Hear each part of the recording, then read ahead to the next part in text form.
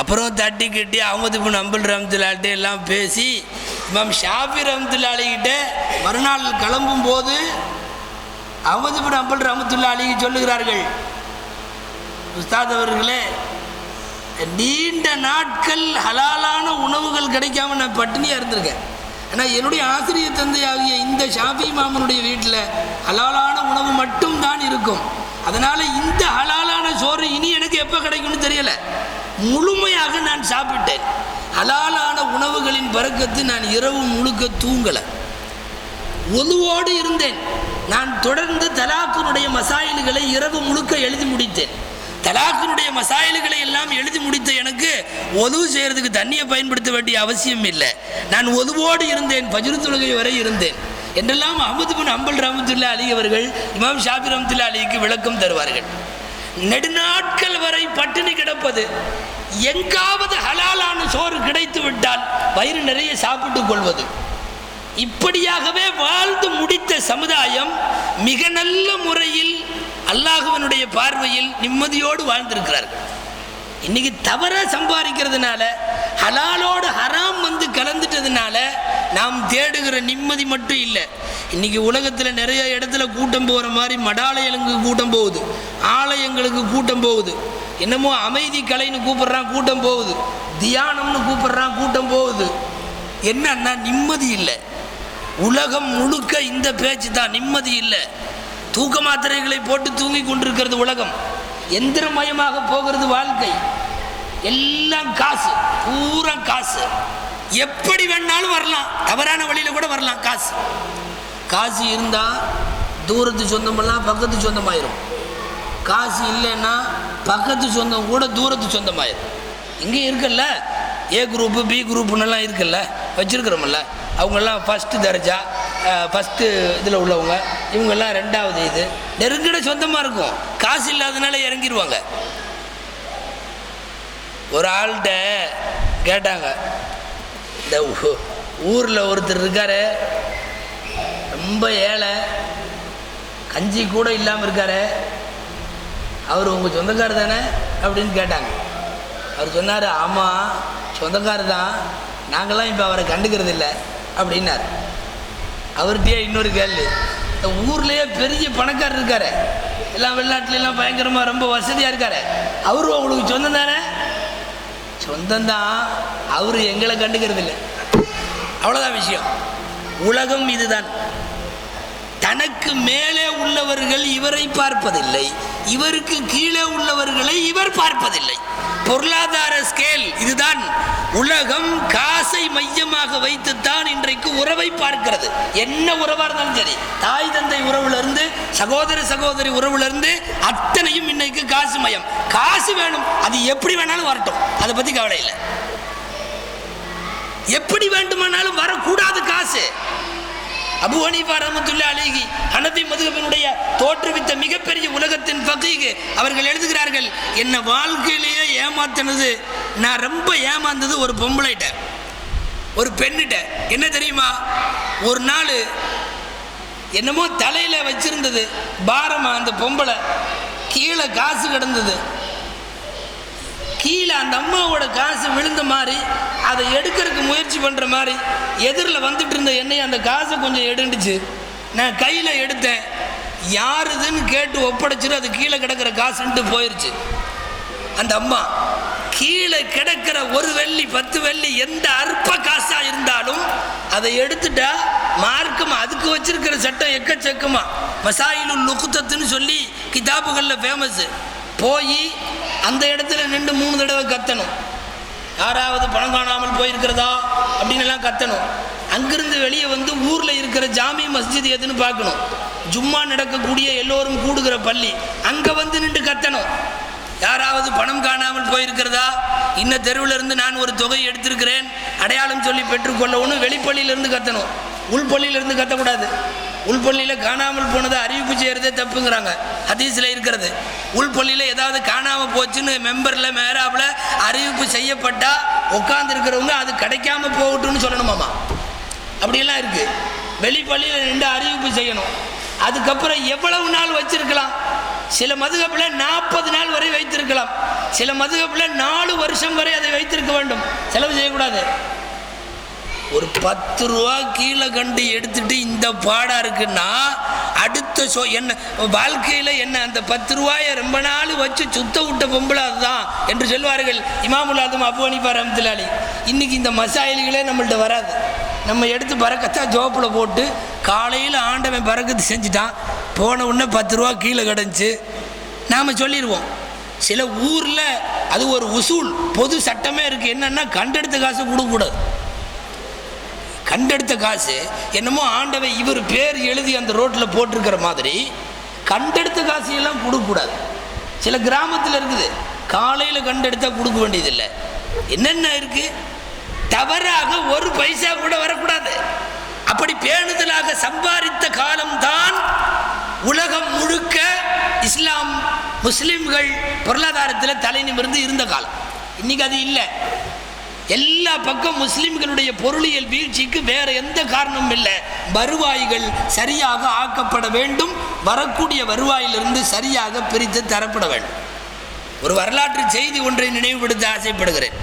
நமக்கு ரொம்ப தூரமாக தெரியலாம், இருந்தாலும் சொல்கிறேன். பிஷ்ருல் ஹாஃபி ரஹ்மத்துல்லாஹி அலைஹின்னு சொல்லி ஒரு பெரிய வழி, அவங்க குடும்பத்தில் வந்த ஒரு பொம்பளை, ஒரு பெண். அவங்களும் அல்லாஹ்வுடைய நேசர், எந்த நேரமும் இபாதத்தில் இருக்கிறவங்க. அவங்க இந்த அஹ்மது பின் ஹம்பல் ரஹ்மத்துல்லாஹி அலைஹி இப்போ சொன்னமே கொஞ்ச நேரத்துக்கு முன்னாடி ஃபத்வாக்கல்ல பிரபலமான சட்டமேதை, அவங்கள்ட்ட ஒரு மசாயில் கேட்கறதுக்காக வந்தாங்க, ஃபத்வா கேட்கறதுக்கு வந்தாங்க. வந்த பெண்ணை அஹ்மது பின் ஹம்பல் ரஹ்மத்துல்லாஹி அலைஹிக்கு தெரியும், வலிமார்களின் பரம்பரையில் வரக்கூடிய பெண், அது ரொம்ப இபாதத்தான பெண். சரி, ஏதோ மசாயில் கேட்குது போல தெரியுது, நிக்காவோ தலாக்கோ என்னமோ ஏதோ ஒரு மசாயில் கேட்கலான்ட்டு கேட்குதுன்ட்டு வந்திருக்கு, சொல்லலான்னு சொல்லிட்டு என்ன விஷயம்னாங்க. இந்த அம்மா கேட்டுச்சு, என்னுடைய வீட்டுக்கு வெளியில் வாசலில் கோதுமை காய போட்டிருக்கேன், கோதுமை காய போட்டிருக்கேன், என்னுடைய கோதுமை தான். சாயந்தரத்துக்குள்ளே அந்த காஞ்ச கோதுமையை எடுத்துருக்கணும், ஏதோ ஒரு வேலையில் நான் எடுக்காமல் விட்டுட்டேன். கொஞ்சம் கொஞ்சம் கவனித்து பாருங்கள், கற்பனை மாதிரி தெரியும் நமக்கு, இதெல்லாம் என்னங்கிற மாதிரி தெரியும். காயாமல் விட்டுட்டேன், அந்த கோதுமை அப்படியே கிடந்தது. இரவு நேரம் எடுக்க முடியாதுன்னு சொல்லிட்டு காலையில் எடுத்துக்கலான்ட்டு வந்துட்டேன். கொஞ்ச நேரத்தில் அரச தண்டூராவோட சத்தம் கேட்டுச்சு. இந்த அரச இது ஊர்வலம் போகிறது.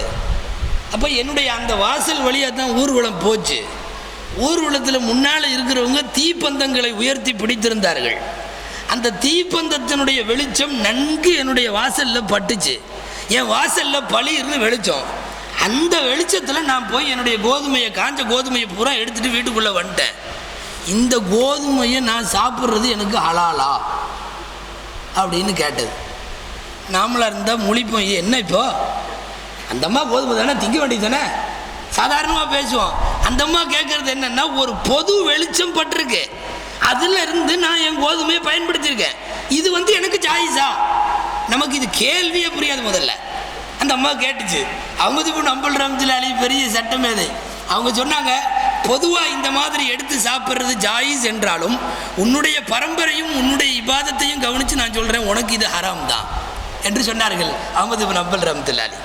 ஏன்னா அவ்வளவு காசு விஷயத்தில், தன்னுடைய ஹலாலான ரிஸ்க் விஷயத்தில் மிக சுத்தமாக இருக்கிற ஒரு பரம்பரை நீ, உன் விஷயத்தில் இது வேண்டாம் விட்டுரு என்று சொன்னார்கள் அஹ்மது பின் ஹம்பல் ரஹ்மத்துல்லாஹி அலைஹி.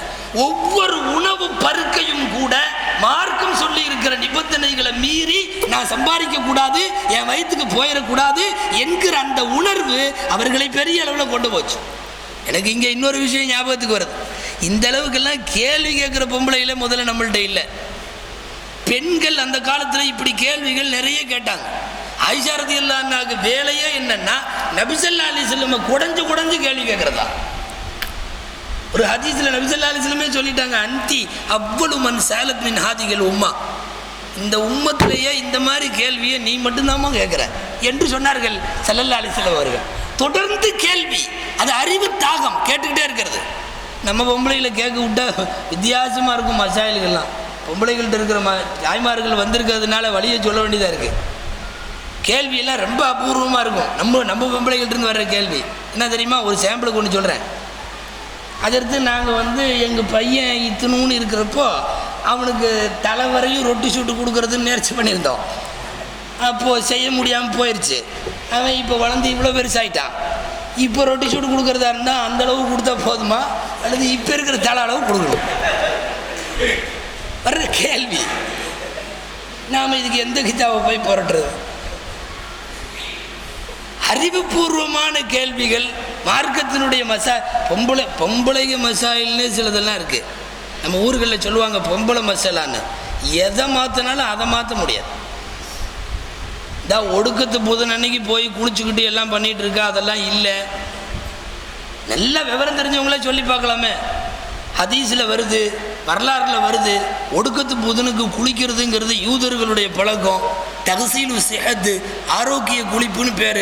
அவன் தான் குளிக்கிறான். அந்த ஆரோக்கிய குளிப்பு கரெக்டாக சஃபர் மாதம் கடைசி புதன்கிழமை குளிப்பான். அந்த மாதிரி நம்மெல்லாம் குளித்தா யூதர்களுக்கு ஒப்பாயிருவோம். யூதர்களுக்கு ஒப்பானா எந்த செயலும் செய்ய வேணான்னு சொல்கிறாங்க அப்படின்னு சொல்லி நம்ம நல்லா ஓதி படித்தவங்கள நம்ம போய் நம்ம நன்னிட்டியோ நம்ம ராதிட்டியோ சொன்னால், நீ போட அந்த நேரம் சரியாக ஓதி இருக்க மாட்டேன். அந்த பாடம் நடக்கிறப்ப நீ ஊருக்கு போயிருப்ப. எந்த பாடம் நடக்கிறப்போ ஒடுக்கத்து புதனுக்கு குளிக்கணும்னு சொல்கிறப்போ நீ அதை ஓதி இருக்க மாட்டேன். பொம்பளைக்கு மசாயில் நிறையா இருக்குது, என்னென்னமோ மசாயில். ஹஜ்ரத் அவர்கள் முன்னால் தமிழ்நாட்டில் பழனியில் இமாமாக இருந்தார்கள். பழனியில் அவர்கள் இமாமாக இருந்தபோது நடைபெற்ற ஷரியத் மாநாட்டிற்கு நான் போய் பேசியிருக்கிறேன். அந்த பழனியில் ஒரு பழக்கம் இருக்குது பொம்பளைகள்கிட்ட. பழனி பொம்பளைக்கு நகம் வெட்டும். நகம் வெட்டிட்டு, நகம் வெட்டினா என்ன செய்யணும்? ஏதாவது ஒரு குழியை தோண்டி புதைக்கணும், எங்கேயாவது போடணும், பொதுமக்கள் இது யூஸ் பண்ணுற இடத்துல இருக்கக்கூடாது அப்படின்னெல்லாம் ஹதீஸில் இருக்குது. அங்கே நகம் வெட்டிட்டு அந்த கிழவிக்கு என்ன பண்ணணும்னா, அந்த ஊரில் எடுத்துகிட்டு போய் ஒரு குழியை தோண்டிட்டு அப்படி ஒரு வசனம் ஆரம்பிக்கும். சிப்பி முத்து செவரி முத்து.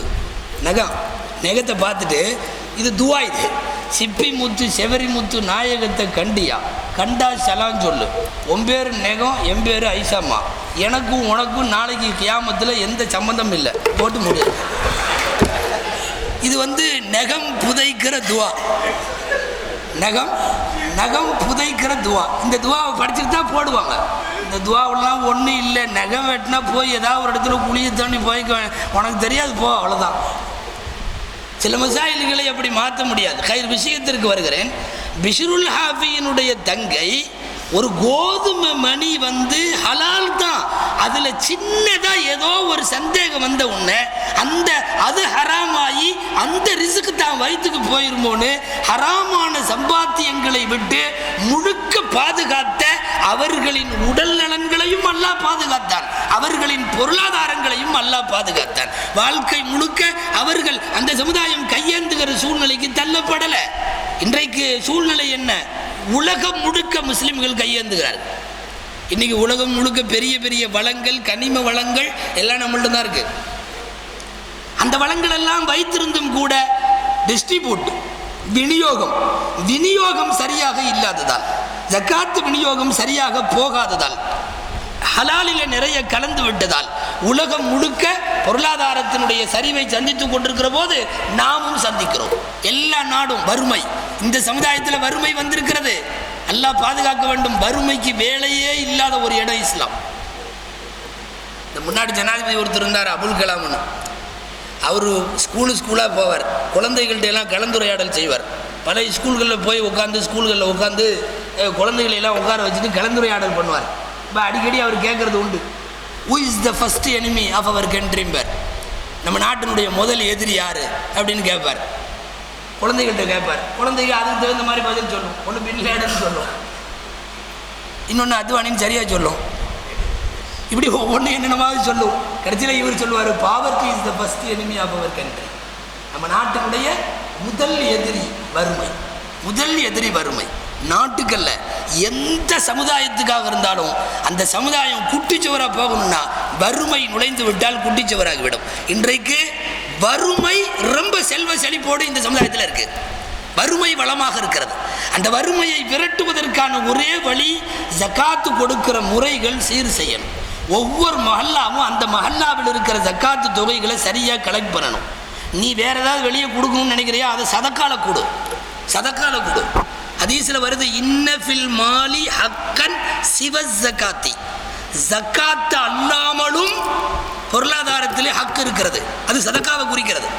சதக்கா கொடு, நீ ஜக்காத்தை சரியாக கொண்டு வந்து ஒருங்கிணைத்து இங்கே தா என்று சொல்லி ஜக்காத் ஒருங்கிணைப்பு ஏற்படுத்தப்பட்டு கலீஃபாக்கள் காலத்தில் இருந்ததை போல இஸ்லாமிய ஆட்சி நடைபெறவில்லை விட்டாலும் கூட மஹல்லாக்கள் தோறும் சரியாக ஜக்காத்தை விநியோகித்து ஒரு பெரும் தொகை வந்து அந்த மஹல்லாவில் உள்ள ஏழைகளை எல்லாம் தேர்வு செஞ்சு யார் யாரெல்லாம் ரொம்ப கஷ்டப்படுறாங்க, யார் யாரெல்லாம் ஓத முடியலை, யார் யாரெல்லாம் படிக்க முடியல, யாரெல்லாம் மருத்துவ சிகிச்சை இல்லாமல் இருக்காங்க, இவர்களை தேர்ந்தெடுத்து வருஷம் அந்த ஜக்காத்து தொகையை அந்த மஹல்லாவுக்குள்ளே விநியோகம் செய்து இதே முறை எல்லா மஹல்லாக்களும் பின்பற்றுமானால் இந்த சமுதாயத்தில் வறுமை இருக்காது. அதற்கு உத்தரவாதம் அல்லாஹ்வும் ரசூலும்.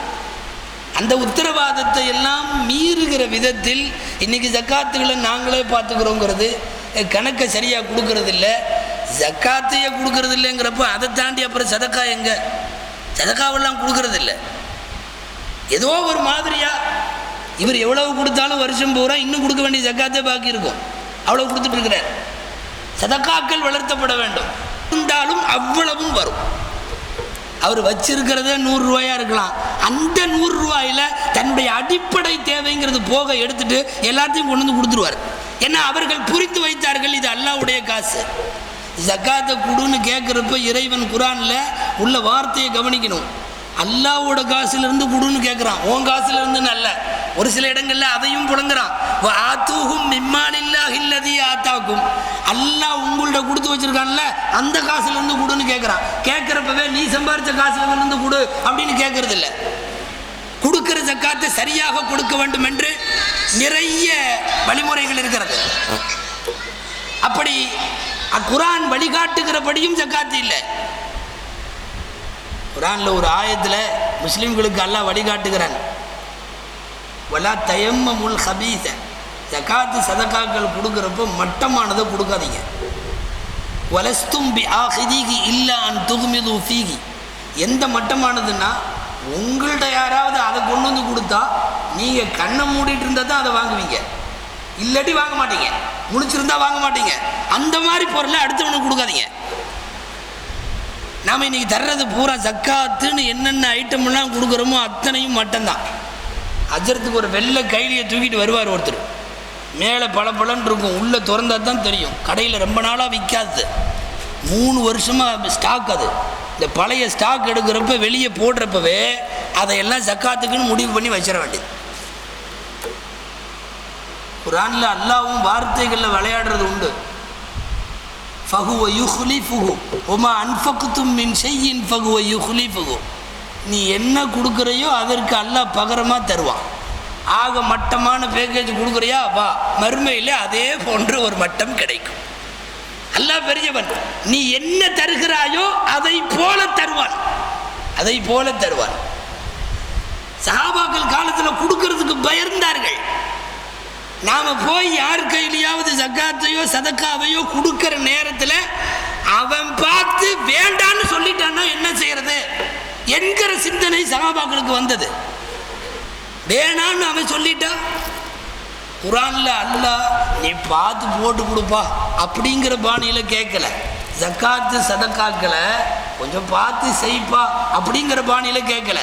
ஒஃபி அம்வாலிஹிம் ஹக்குன் மஅலூமுன், கொடுக்க வேண்டிய கட்டாயம் உனக்கு இருக்கிறது, வாங்குறவனை போய் தேடிப்போ. இன்னொரு செய்தி இருக்கிறது, இந்த கியாமத்தினால போ ஜக்காத்துக்காக வேண்டி தேடி போவாங்க, ஆள் கிடைக்காது அப்படின்னு எல்லாம் வரக்கூடிய ஹதீஸ்களை எல்லாம் வைத்து கொண்டு ஃபுகஹாக்கள் எழுதுறாங்க, ஜக்காத்து கொடுக்கிறவனுடைய இடத்துக்கு ஆளை வர வைக்காத, நீ போய் கொடு. ஒரு ஜக்காத்தை தர்றதுல எத்தனை அத்துமீறல்கள் நாம பண்ணிட்டு இருக்கிறோம் தெரியுமா? வரிசையா வர சொல்ல வேண்டியது, வீட்டுக்கு வந்து கால் கடுக்க காத்து நிற்கணும். தமிழ்நாட்டில் சில இடத்துல கியூ எல்லாம் போடுறாங்க, வரிசையா நிற்கணும், நின்று இவர் வந்து கொடுப்பாரு. தேடுபவர்கள் அவர்களாக வருவது வேறு. நீ ஜக்காத்தை கொடுக்கறதா இருந்தா ஒரு கட்டத்தில் உன்ட யாரும் வரல, நீ கொடுக்க வேண்டியது இன்னமும் இருக்கிறது, மிக சங்கையாக ஜக்காத்து கொடுக்க வேண்டுமானால் நீ தேடிப்போ, போய் ஜக்காத்தை கொடு. கொடுக்கிற ஜக்காத்து, அதனுடைய விநியோகம், அதனுடைய முறை, அதன் தொகை, அதனுடைய அளவு எல்லாத்துலேயுமே நாம் ஒரு மறுசீரமைப்பு செய்யாத வரை இஸ்லாமிய பொருளாதாரங்கிறது மிக நல்ல நிலையை அடைந்து விடாது. ஜக்காத்தை பொறுத்தவரை இப்படி சீர் செய்ய வேண்டிய அம்சங்கள் ஏராளமாக இருக்கிறது. குறிப்பாக பொருளாதார கடமைகள் என்று இருக்கக்கூடிய கடமைகளில் இவைகளெல்லாம் சீர் செய்யப்படாவிட்டால் எதுவும் சரியாகாது. அடுத்து மிக முக்கியமாக பொருளாதாரத்தினுடைய சரிவுக்கு ஒரு காரணம் இன்றைக்கி இருக்கிற ஆடம்பரம், இன்றைக்கி இருக்கிற ரொம்ப ஓவரான இஸ்ராஃபான செலவுகள், எல்லாமே இஸ்ராஃப். அன்றைக்கி பொருளாதாரத்தை பற்றி பேசுகிறப்ப சொன்னேன், ஒரு நேரம் இருந்துச்சு பக்ரீத்துக்கு ஒரு துணி, ரம்ஜானுக்கு ஒரு துணி. இன்றைக்கி அப்படிலாம் இல்லை, வாரம் துணி, மாதம் துணி, கல்யாணத்துக்கு துணி, வலிமாவுக்கு துணி, எல்லாத்துக்கும் துணி. 4 செருப்பு, வாக்கிங் ஒன்று, ஜாகிங் ஒன்று, வீட்டில் ஒன்று, வெளியில் ஒன்று, இப்படியெல்லாம் 4 செருப்பு. நம்ம எல்கேஜி படிக்கிற குழந்தைக்கு 5 செருப்பு வீட்டில் வரிசையாக அடிக்கிருக்கு. அந்த காலத்தில் அந்த ரப்பர் செருப்பு ஒன்று இருக்கும், இந்த ப்ளூ வெள்ளையும் உள்ளே விட்டு இது பண்ணிக்கிறது. ஒரு நோம்புக்கு வாங்கி கொடுத்தா அடுத்த நோம்புக்கு தான் அந்த செருப்பு. சமயத்தில் 2 மாதத்துக்கு முன்னாடியே அந்த போயிடும், ரம்ஜான் வரைக்கும் 2 மாதத்துக்கு முன்னாடியே உள்ளே வச்சு பின்னூசியை போட்டு ஃபிட் பண்ணி அப்படியே இழுத்து ஓட்டிடுவோம். ஒரு காலம் இதெல்லாம். பொருளாதாரம் ரொம்ப வேகமாக வளர்கிறது. ஆனால் வளர்கிற பொருளாதாரம் எல்லாம் தவறு ஒன்று, அனாவசிய செலவு ஒன்று. கடன், எனக்கு யார்கிட்டையுமே கடன் இல்லை அப்படின்னு சொல்கிற யாரையாவது இன்னைக்கு கூப்பிட்றது ரொம்ப கஷ்டம். ஏதாவது வங்கிக்கு கடனாக இருக்கும், இல்லை தனி மனிதனுக்கு கடனாக இருக்கும், எங்கேயாவது கடனாக இருக்கும். கடனோடு வாழ்கிறதுல இன்றைக்கி ஒரு சுகம். மார்க்கம் சொல்லுகிறது, மிக அத்தியாவசியத்துக்கு சோத்துக்கு வழி இல்லை கடன் வாங்க, அவசியங்களுக்கு கடன் வாங்கலாம். இன்றைக்கி யாரும் அவசியங்களுக்கு வாங்குறதில்ல, அனாவசியங்களுக்கு வாங்குகிறோம். நிறையா வீட்டுக்கு முன்னாடி வண்டி நிற்கிதுன்னு நினைக்காதீங்க. ஒரு 4 வீலரோ ஒரு 2 வீலரோ நிற்கல, பேங்குக்காரன் வெளியே நிற்கிறான், அவன் தான் உட்காந்துருக்குறான் நைட்டு பூரா. இவன் தான் கூப்பிட்டு போகிறான், இவன் தான் கொண்டு வர்றான். கார் அல்ல அது, பேங்க். அது 2 வீலர் அல்ல அது, பேங்க். அது கடனோடு இருப்பதை சுகமாக கருதுகிறார்கள். கடன் வாங்கறதுக்கு அனுமதி இல்லை. அலி ரலியல்லாஹு அன்ஹுவுக்கு கல்யாணம், நபி ஸல்லல்லாஹு அலைஹி வஸல்லம் தன் மகளை கொடுக்குறார்கள். கூப்பிட்டு மகர் தொகை கொடுக்குறதுக்கு என்ன வச்சிருக்கிற, இந்த ஒரு சட்டை தான் இருக்குது. நபி ஸல்லல்லாஹு அலைஹி வஸல்லம் சொன்னாங்க, அந்த சட்டையை வித்துரு. உருக்கு சட்டை ஒன்று இருக்குது, போருக்கு வேணும். அவர் ஒரு சிறந்த வீரர். நபி ஸல்லல்லாஹு அலைஹி வஸல்லம் கொடுத்த உருக்கு சட்டை தான் அது. அதுக்கு அந்த உருக்கு சட்டையை வித்துரு. உடனே அவர் சபையில் விற்றார். உஸ்மான் ரலியல்லாஹு அன்ஹு வாங்கினாங்க, இந்தான்னு காசை கொடுத்தாங்க, உருக்கு சட்டை இப்படி வாங்கிட்டாங்க. அந்த காசை நபி ஸல்லல்லாஹு அலைஹி வஸல்லம் கேட்டாங்க, கொண்டா மகர் தொகை கொண்டா.